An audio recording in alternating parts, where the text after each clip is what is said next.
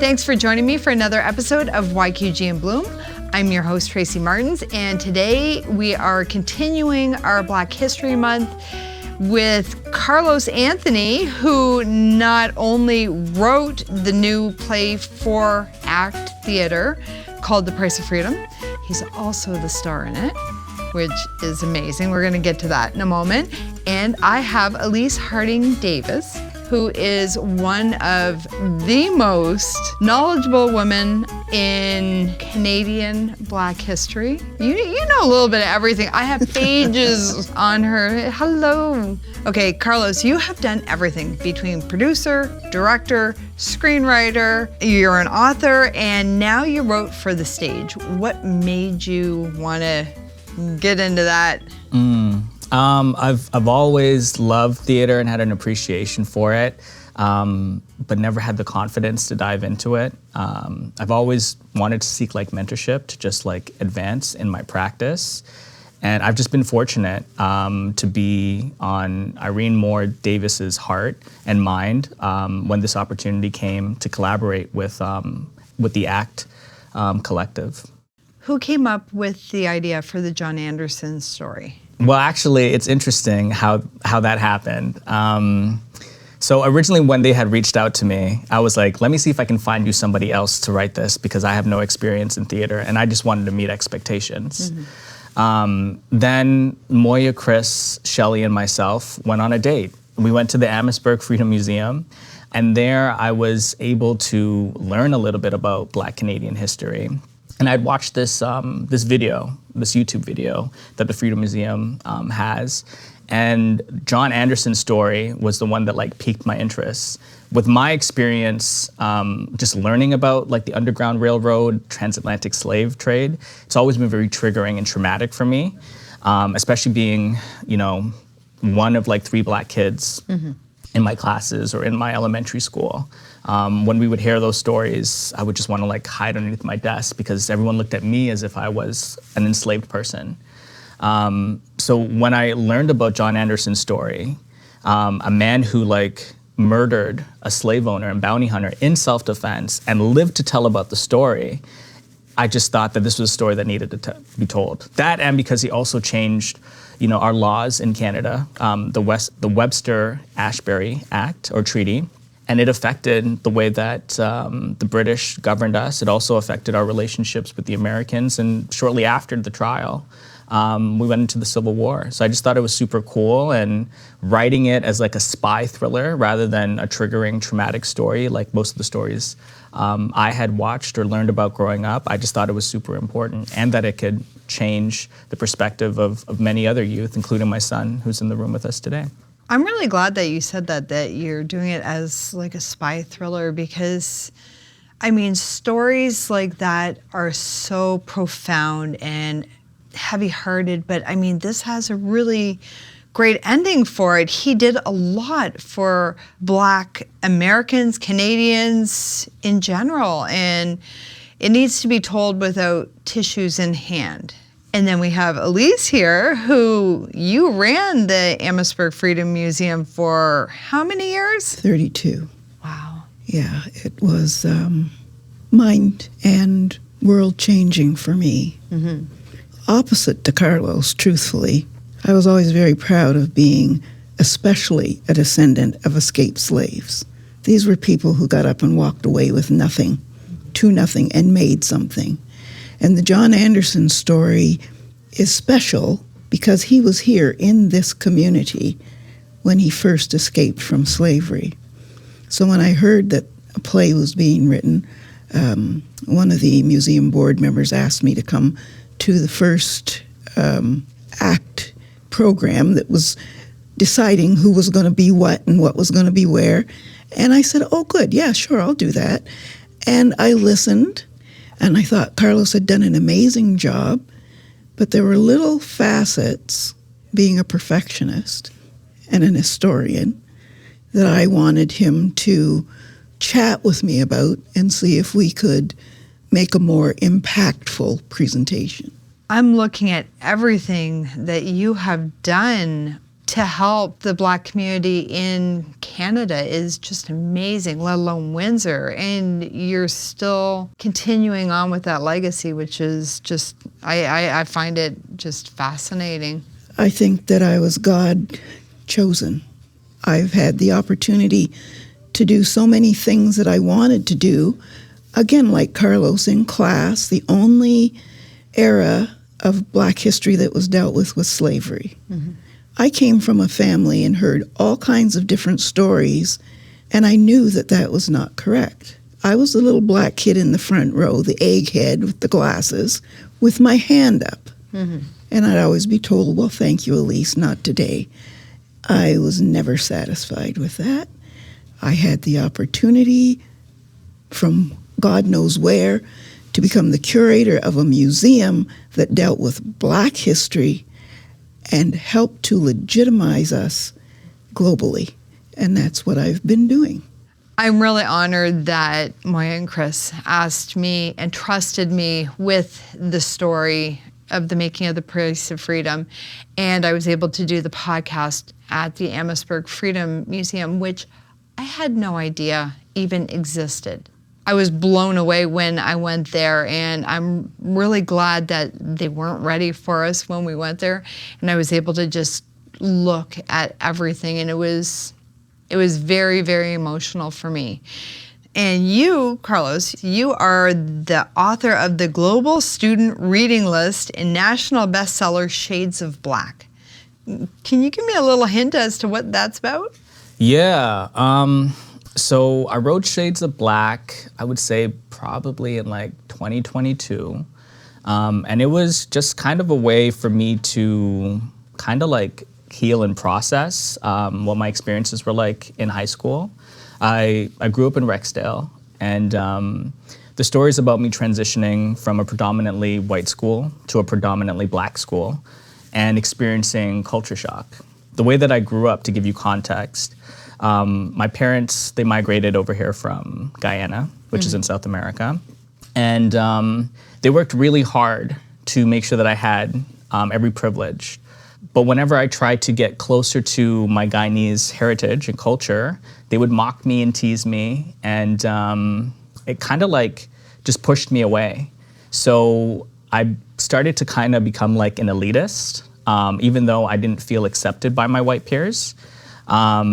And then coming to this like Black school, especially with there being like, you know, Crips and Bloods and kids that are, you know, Caribbean or from Caribbean descent, and then kids that are from Africa or of African descent. I was really just trying to like fit in. And I feel like there are a lot of kids that are trying to fit in when they go into like high school as far as like different cliques and crews. So the story is about me as a teenager that's transitioning, trying to like fit in and navigate like the Crips and the Bloods in the school. And you also have a sequel, or is it coming out? So I do have a sequel. It is coming out. It was actually supposed to come out last year for Black History Month, because I'm like, this is a great opportunity to, you know, build on the momentum of Black stories. But due to creative differences, it's been pushed, and hopefully it'll be out this year. I don't know the exact date. They have a placeholder date for now. But the second book really focuses on more of the turf war between the Crips and the Bloods. And Ramiro, who is basically me, him trying to not join a gang but being pressured into it. I can't wait to read that. It sounds really, really fascinating. Yeah. When did you co-found Millennial X? Because it just seems your story just keeps growing and growing, and you've done so much as well. Yeah, so Millennial X, it's interesting. It started in 2022, and how that started was I had bad mentorship. I had the people that had mentored me that led to me eventually getting a book deal. I had gotten them $35,000.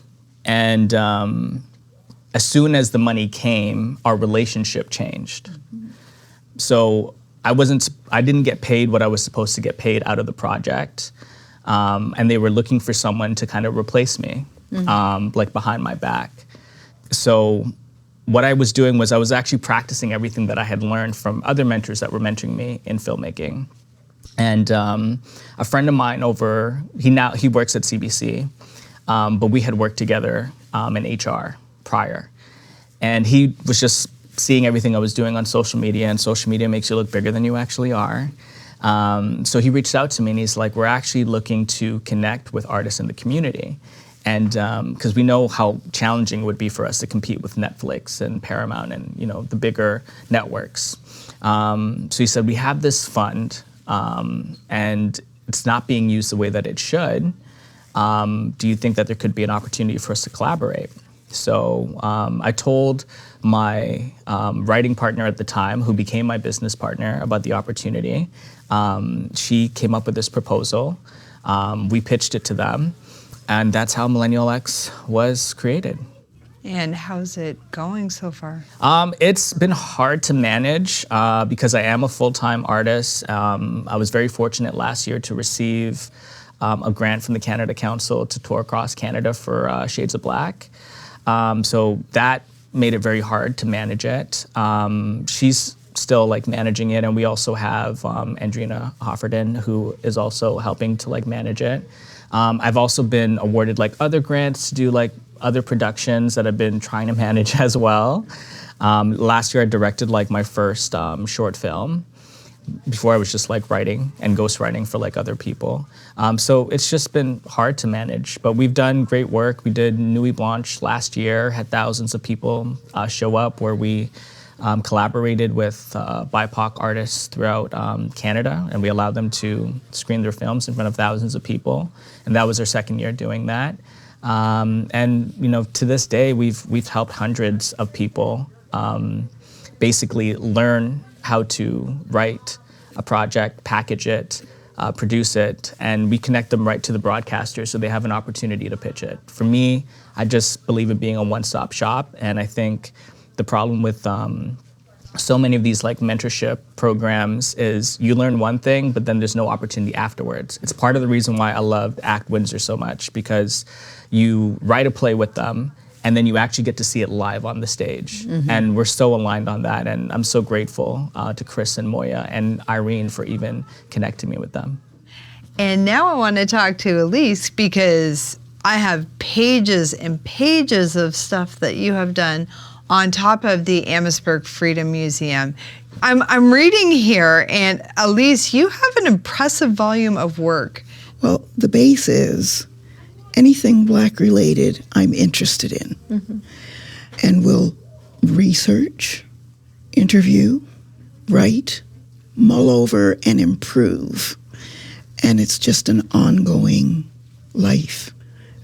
I've been all over the world, but really the basis of what I do and why I do it is because I'm proud of my African origins. And you're seventh generation Canadian. Yes. Family's been here since 1798. We are Canada. Any facet of history that a person would like to look into, Blacks have been involved and have contributed so much that's just been overlooked. And I intend for it to be looked at.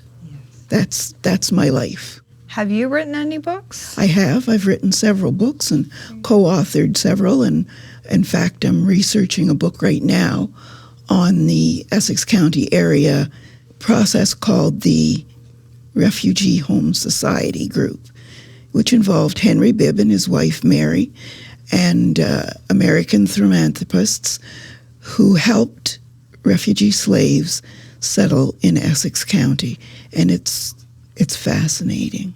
It's just absolutely fascinating what people went through to get here, what they did once they got here, and how we have progressed to today. Now, you wrote The Black Presence in the War of 1812? Yes, I did. 1812 was a defining year in British Canadian history. So fast forward 200 years, 2012, there were little snippets, historica, so on and so forth, but nothing about the Black presence. So I said, well, I sat down and in a month and a half, I wrote the book, trying to help people understand our early presence here in Canada.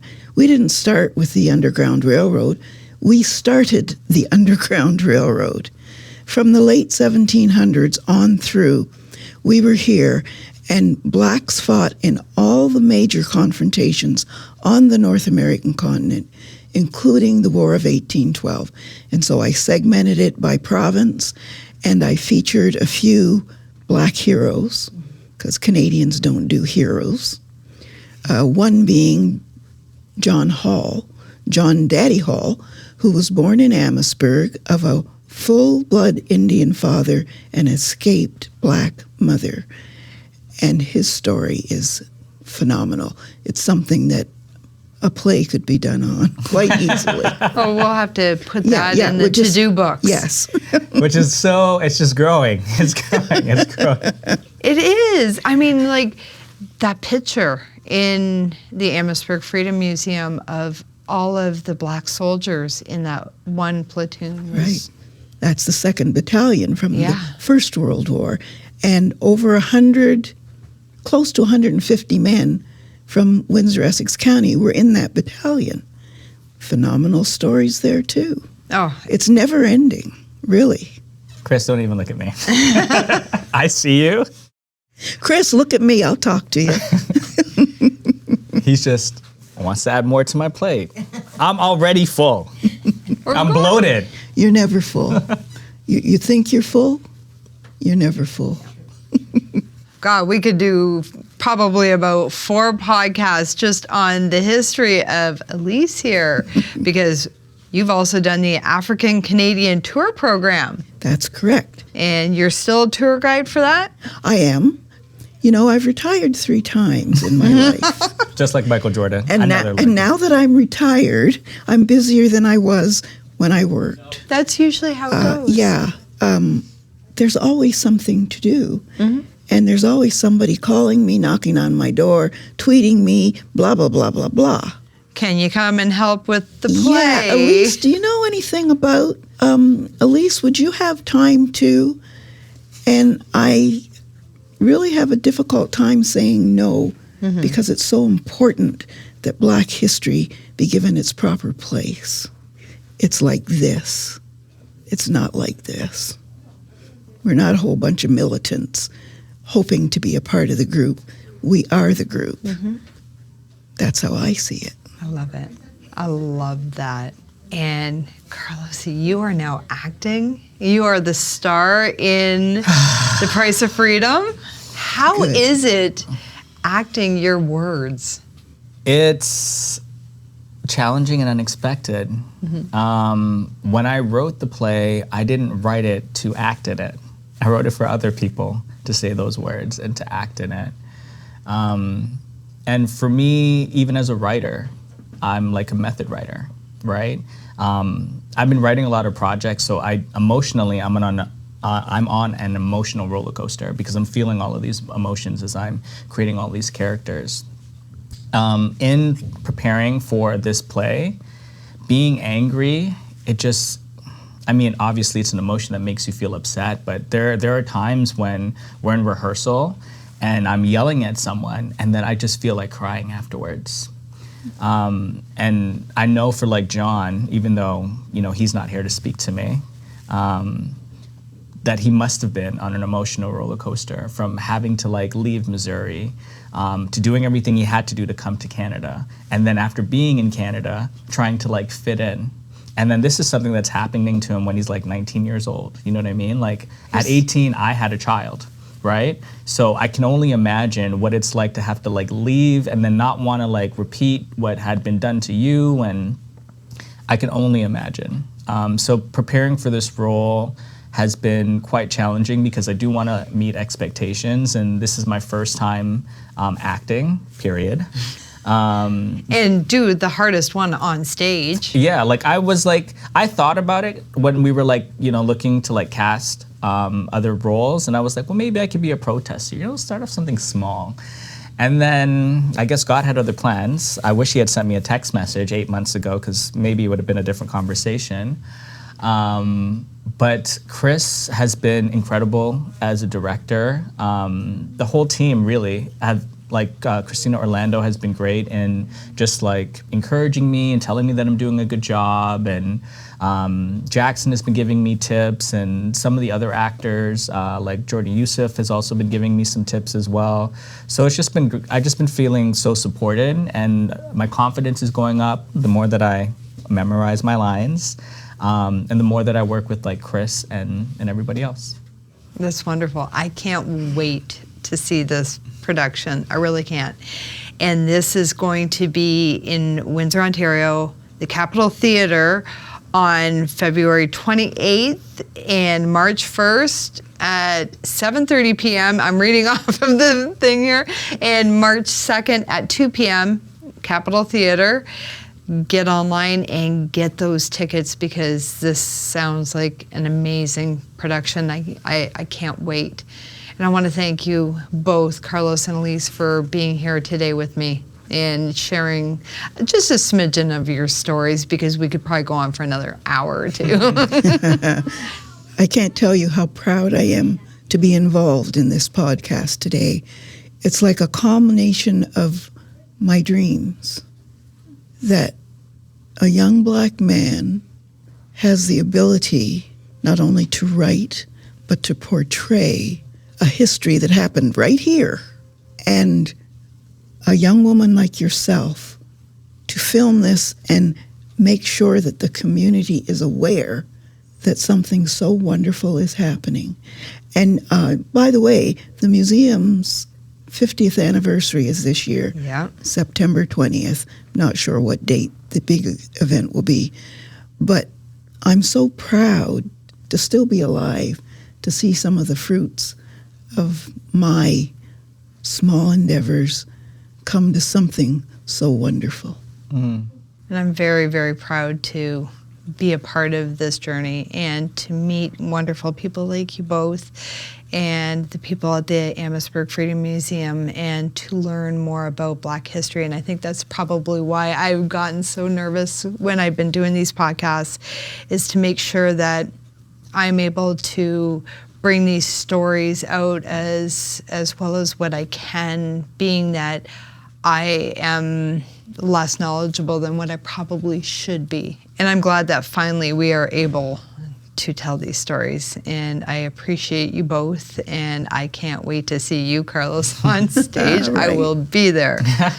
Yes, I'm doing my own stunts. I'm jumping off of a boat and a train and doing all my own fight scenes, so it's a very new experience, but it's also a very incredible experience. And I just want to say that I'm just thankful for Miss Elise for just providing me with knowledge and information, and just supporting me and just making sure that the story is as authentic as it could potentially be. I respect you. I look at you as a legend. And for me, this is such an honor and a privilege that words can't even be described or expressed in the dictionary. So I'm just so grateful for you and so thankful that I have you supporting me with this project. I hear your words and I appreciate it. What I am is an old dinosaur full of ancient files to be used appropriately. There's no point in having knowledge if you're not willing to share it. And there's no point in sharing if you're not going to be honest. And I'm very proud of you. Thank you. And on that note, I am going to say thank you for allowing me to share the story. And I hope everybody learned something this month, Black History Month. My name is Tracy Martins, and this is YQG in Bloom.